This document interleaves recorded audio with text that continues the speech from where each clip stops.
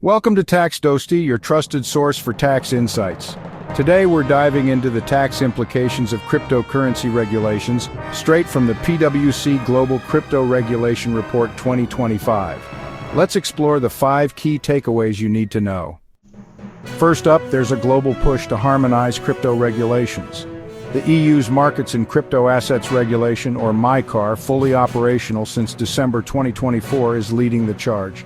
This could mean more consistent tax treatments across countries, making it easier for you to manage crypto taxes no matter where you invest. Next, stablecoins are under the microscope.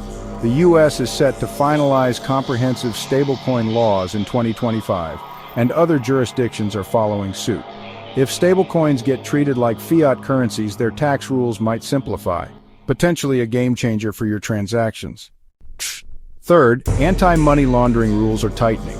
The travel rule, requiring transaction data sharing, is rolling out globally, like in South Africa by April 2025. This means tax authorities can track your crypto moves more easily, so accurate reporting is non-negotiable. Fourth, central bank digital currencies, or CBDCs, are on the rise.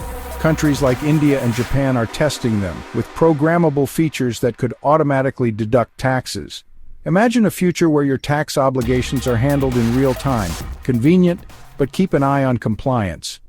Finally, countries are setting unique tax precedents. Japan's hefty 55% capital gains tax on digital assets, and India's 30% tax on virtual digital asset income, plus a 1% TDS show how diverse tax policies can be. These could shape global standards affecting your crypto strategy.